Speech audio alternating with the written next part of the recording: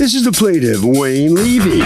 He says he responded to an ad in the paper for a 2002 Mustang convertible in excellent condition. He bought the car, took it to his mechanic, and discovered it needed $3,500 worth of work just to get it roadworthy. He was shocked because the ad said the car was in excellent condition. The defendant falsely advertised the car, and he wants his $2,464.15 returned pronto.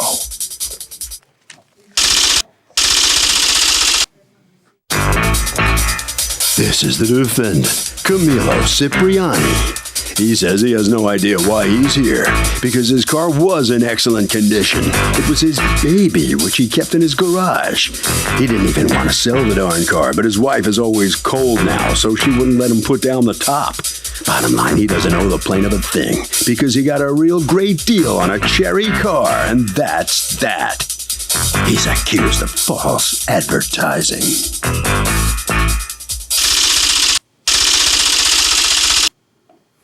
All parties, please raise your right hands.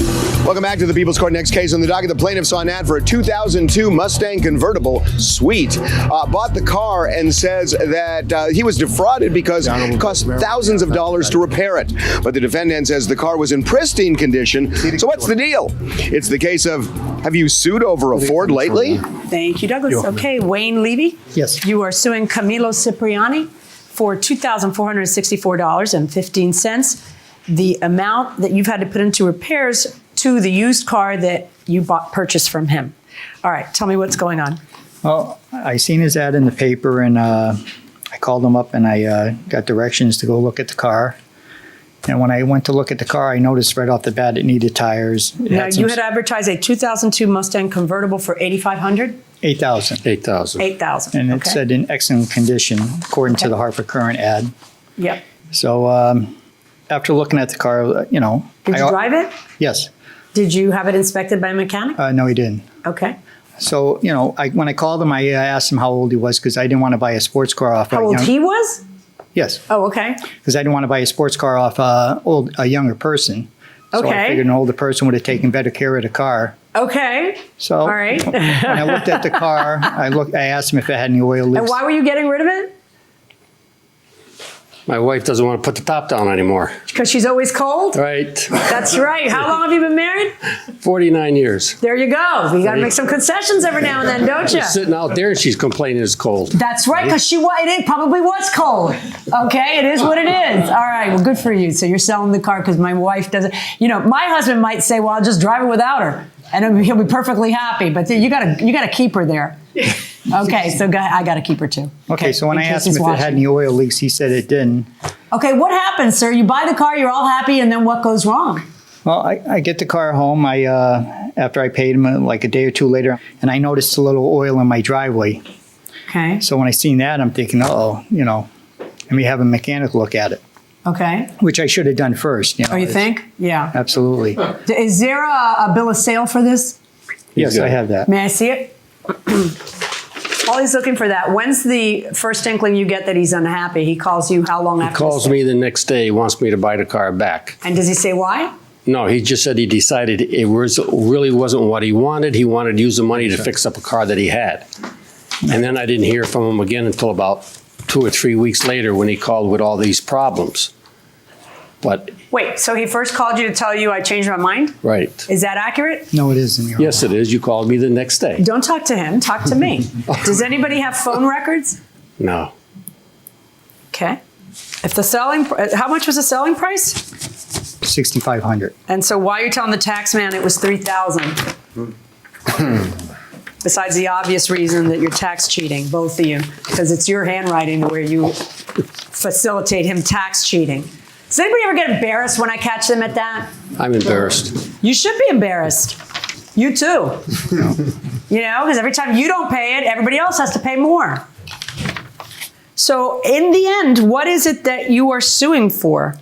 Well, you're suing for the repair. That it cost me to straighten out the car because he said the car was in excellent condition, which obviously if it was in excellent condition, I wouldn't have had to put $2,500 into the car. So then in your mind, are you going to keep talking to him? Okay. So in your mind, whenever anybody sells a used car and says it's in excellent condition, they must pay for every repair. No, but oil leak that's a major problem. And he said it was garage kept. If it's garage kept, he should have noticed the oil spots in his car, in his garage. Can I see the picture? Do you have pictures of the car? Yes, I do. It must be a sexy car. Tell me your position on this, sir. I advertised the car originally for $9,500. First guy looked at it, was going to give me $9,000. His wife talked him out of it. Said he didn't need a red Mustang Those wives, they're convertible. nothing but a nuisance. It's a pain. Can't live with them, can't shoot them. Go ahead. So then I'm looking at it with my son, and I noticed the front tires. I said, wait a minute. I said, these tires are not that great. It needed tires. So then my son's going, he says, he said, everything's original equipment. I said, yeah, that's right. I said, whoever buys a car is going to have to put money into it.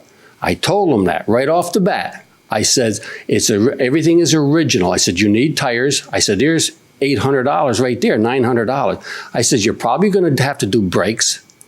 And I said, you probably have to do shocks. After 66,000 miles, those are things that have to be replaced. Right. And I said, there's some scratches on it. Did those conversations take place? No, it didn't. Yes, it did. You know darn well it did. Talk to me. Talk to me. Okay, go on.